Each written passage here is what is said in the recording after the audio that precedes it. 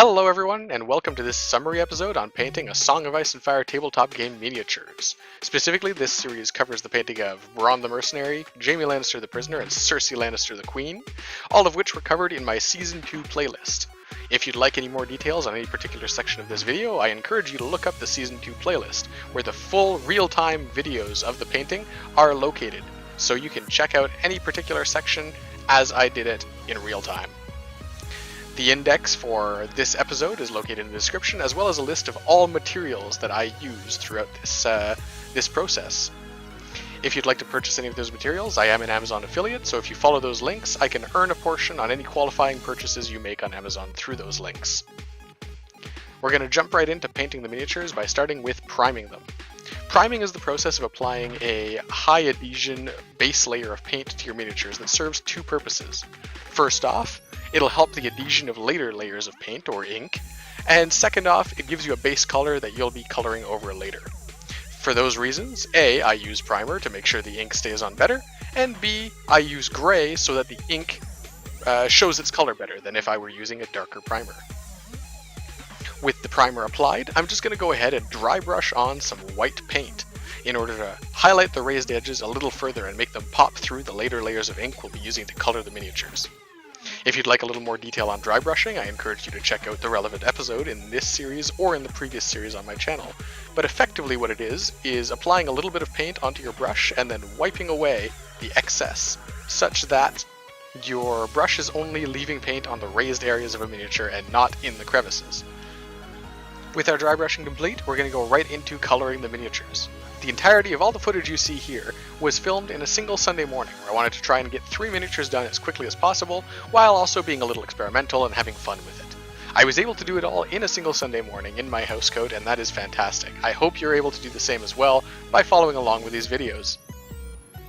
Coloring in the miniatures is very, very simple. For it, I use India inks, a P.H. Martin set that I got at Michael's, the art store in Canada and I believe the United States. These India inks apply very smoothly and are, well, they're inks, so they also have a very high flow. They just flow into all the crevices for you, and you can see they leave the raised areas dyed slightly, but not fully colored in. What this means is that our light primer and that dry brushing we did earlier helps to give us a little bit of a highlighting without us having to go back and highlight every area individually later. The first color I did was the red for Cersei's dress because I wanted to see if it would look good, and the second, now I'm applying a little bit of brown. This brown I'm going to put on all the leather areas of our miniatures as well as their flesh areas. I use brown as a base for my flesh because brown, basically, it's a darker color of flesh tones, particularly in these cases of these Caucasian miniatures we're doing here. And so it means that our shaded areas are going to be pre-shaded. The faces are one of the few areas that I'm going to go in and put a little more detail in later, but we'll cover that when we get to it. As we start painting up our miniatures, try to keep in mind sort of which colors you're going to be putting on and maintain a plan in your head. In this case, you can see I'm putting on this brown coloring for Cersei's skin. I'm paying special attention not to get it on areas that I know will be her hair. Since her hair is blonde, any staining that I do with the brown now wouldn't be irrecoverable, but it would show through the blonde later, and so I want to avoid that as much as possible. As well, as you go forward, just touch up any areas you've missed. There I flowed a little bit over with the brown, and I touched it up with red. Just keep catching yourself up, especially while the inks are wet. You'll find it fairly easy to correct, either by wicking away other colors with a clean brush, or by applying more ink over top and blending them together. What I'm doing here is I'm taking some Vallejo paints, cork brown, so that's an acrylic paint, and mixing it with some flow improver and brown ink. If you want to learn a little bit more about what flow improver does and why I use it to thin my inks and paints more often than water, you can take a look at this episode in the full playlist. By mixing these together, I've gotten a slightly off brown, which will differentiate certain areas from the basic brown ink that we've used previously. Since these miniatures involve quite a lot of brown overall, between Jaime and Bronn, I wanted to make sure that not everything was just going to be one flat color. I'm trying to make sure that different areas that are adjacent at least have a slight color difference so they pop a little bit better from tabletop distance, which is to say when they're on the table in front of me. For making the blonde hair, I'm going to make sure not to use just straight up yellow ink. Yellow on its own is going to be way too vibrant, so I'm mixing it with brown, and you can see I'm playing with it a little bit, toying back and forth, a little more yellow, a little more brown, until I'm happy with the result. What I'm trying to do is I'm trying to get a slightly dirty yellow. The yellow on its own is very fluorescent, it doesn't look natural at all, but yellow with a little bit of brown, what you'll find is the yellow will color the raised areas more, and the brown will in particular pool into the recesses and give it more of a natural look.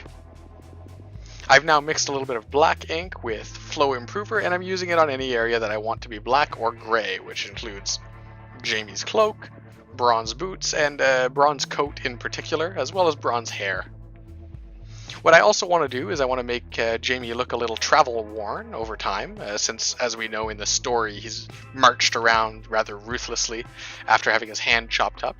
So I'm just dabbing some brown ink into that still wet, thinned black ink at the base of his cloak. By doing that while it's still wet, I'm making sure that it blends together and looks better later. I'm also going to take advantage of having my cork brown out to use it to start up the bases on my two combat characters, since I'm going to be basing them as if they're out in a field, on the field of battle. The next thing I'm doing is I'm mixing together some black ink with some silver acrylic paint, which is probably the acrylic paint from my Vallejo paint set that I use the most, and a little bit of Flow Improver, making a slightly shiny, slightly off black wash that I'm going to be applying to all of the areas that I'm going to be painting in metallic colors later in this process. By doing this, I'm making sure that when I apply the metal color later, any recesses in the metal areas will still show up as dark, but not quite exactly black. Actual black, like deep dark black, is pretty rare in nature, so I try to avoid straight up black when I'm painting as much as possible. Of course, as we go forward, continue touching everything up as necessary so that you can make sure you're getting the best product as you move forward and you're making your miniatures look the way you want to. It's very, very easy to touch up, especially if you're doing one big painting sitting like this, like I am now. Of course, we don't always paint in one big sitting, but if you have the chance, go ahead, and if you don't paint in one big sitting, you can always go back and correct. I've just used some red and magenta ink mixed together to darken out the colors on Cersei's dress, and also to put some little blood spots on Jamie's bloody, dirty bandages. And then, of course, I've mixed some black ink and white paint to put some gray on Cersei's base, starting it off to the same level that I've done with the other two. Now we're going to move on to actual skin detailing and the face in particular. For doing skin tones, I mixed together a little bit of red, yellow, and brown ink with some white acrylic paint to make a light tone, which I'll then apply to all the raised areas of the skin areas on my miniatures.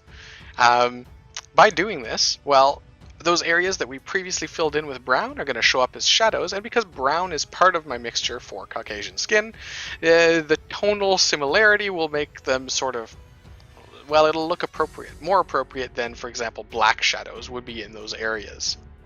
Go around and just catch all of the raised areas, in particular aiming for the forehead and bridge of the nose at the very least on your miniature's faces, and then mix some more white into your skin mixture and reapply it, but more selectively this time. You'll see that I'm just picking out particularly notable areas, like just the ridge of the brow, the ridge of the nose, the knuckles on the hand. By getting a bit of a gradient from this brown to this very light skin color, you're going to get a really nice effect on the skin, where that gradient of three colors will blend together into a smoother one from a long distance, such as when your miniatures are on the table. There's some other details I'm going to do, like for example here I'm using a little bit of red ink to just color in Cersei's lips. And now I'm going to grab some white ink and I'm going to dot in the eyes. Be very, very careful while you do this. Try and make sure that you only get a very, very small dot, ideally with still some shadow around it to help pick it out. If you don't have any shadow around it, you can correct it now with your black ink, which we'll use to put in pupils and eyebrows. When painting the pupils, I always try to have the character looking to one side or the other, because if you're facing perfectly forward and you look at the miniature, it's going to be very easy to tell if the pupils weren't drawn right in the center, and your miniature is going to look cross-eyed. Once that's done, we can go on to texturing our bases. I use a pre-bought texture gel that has little beads in white glue to just give the bases a bit of a gravelly look. And then for Cersei, who I'm trying to make have a sort of indoor base rather than outdoor base to represent her status as a non-combat unit in the game, I'm going to grab some Milliput Modeling Putty, which is a two-part putty. You just knead the two parts together like that, and I roll it out into a very flat layer. The idea I had in my head was of sort of cobblestones in a castle, so I'm going to chop out some little semi-regular geometric shapes with my X-Acto knife and place them carefully around her base. You'll see that I have Vaseline out, or petroleum jelly, which helps the milliput not stick to my tools or to my hands while I'm applying it. I'm also going to use the knife to put some little jagged edges and cuts into the stones, just to give them some surface texture we'll pick out later. Now that the texture paste has dried on my other two characters, I can go in with my cork brown, cover them up, mostly anyway, just to blend them in with the base, and put on some brown ink over top, which fully blends in the whole thing and makes the bases look like mud. Now for Cersei's base, I've got a light gray that I'm putting on as a stone color to each of those individual sort of cobbles that are sticking out. And I'm just going to apply that very carefully over all of the milliput. Because I was doing all this in a single morning, I didn't let the milliput set for hours and hours and hours, and the paint still stuck on fine, so you can keep that in mind when you do it. Next I put some light gray all around the rocks, and then some watered down black ink to just shade it all together and pull it in and give some shading into the creases around the rocks. Next up, we're going to flock the bases. Now flocking is sort of little strands of fiber, artificial fibers that look a little bit like grass. To apply them, I'm taking some Mod Podge, which is basically white glue, dabbing it randomly around the bases, and then grabbing a fistful of this flock and tapping it on the areas with Mod Podge. By tapping it on like this while keeping it tight, I'm trying to make sure that all of the strands stand up. I then brush away any extra strands that got away with a clean brush to just make sure they don't stick into the miniature and stay there to make them fuzzy when we varnish them. And this isn't exactly flocking, but then I dry brush on some light gray onto Cersei's base to just make the details on the base itself and the little rocks stick out even more. Now we're just going to varnish them, and I'm going to use an airbrush for this just like I did for priming because it's the best way to get a really thin coat on with some precision. If I was doing it with a brush, I'd have to be worried about both the primer and the varnish pooling. The airbrush avoids that. Of course, if you don't have an airbrush, you can just use a traditional brush. Now we're on for their finishing touches. The first of which is going to be finishing the edges of our miniatures' bases. I'm going to use some glossy black paint here. It makes them look a little toy soldiery, but it also they're going to stand out anyway because they're on bases that don't match the terrain they're on, so make them stand out in an intentional way is kind of my philosophy.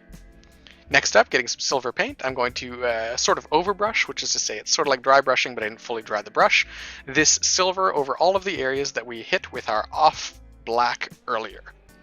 As you can see, by doing this, we're getting a pretty nice effect where it looks sort of scuffed up and beaten. It looks like worked metal, which I think is very appropriate for these worn and used chains, weapons, shields, that kind of stuff. Just overbrush it on all those areas and try not to get the silver onto any non-metallic areas. Like anything else, it can be cleaned off, but metallic paints tend to be extremely difficult to clean off from non-metallic areas. I'm then going to take some gold paint and with a very precise brush apply it over the metallic areas, or the areas that I want it to be metallic, on Cersei's dress, which is to say the trim in particular. Just giving her dress a little bit of complexity here since it was quite plain. Cersei here is another great example of a situation where you really don't want to go overboard with the metallic paints because they're going to be quite hard to get off of her dress while maintaining the dress's sort of smooth surface. A smooth silky surface being, in my opinion, kind of essential to make her dress look expensive and nice as Cersei would deserve. That being said, I decided to get a little too creative here and I thought the corset looked a little plain, so I tried my hand at some freehand designs. Personally, I didn't like them that much. I tried to wipe them away afterwards with a clean brush and maybe a little bit of flow improver. Didn't work out, so I leaned into it and just put more on. Later on, I covered those up with some red ink and just redid her corset to make it plain again because I wasn't too happy with it. But certainly, experiment with this kind of stuff. That's sort of the moral of the story. I tried it. I didn't super like it, but that's fine.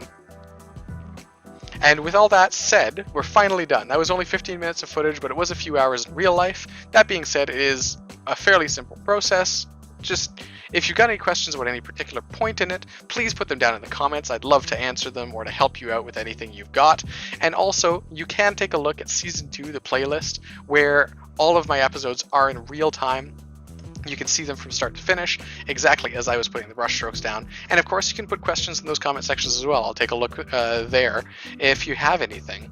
If you got any suggestions for things we're going to see later, please mention them in the comments as well. I'd love to hear them. And I love hearing that I'm helping people out, so, any word you got, throw it in.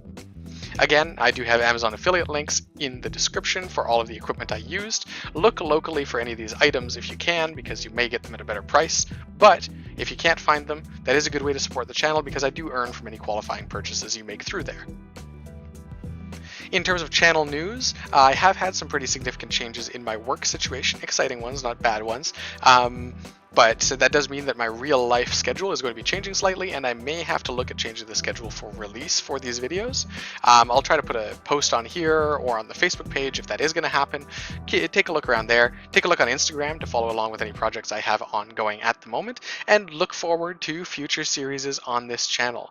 Thank you very much for watching. I hope you've enjoyed it. I hope you've learned something, or at least learned that you want to look something up again to get more information.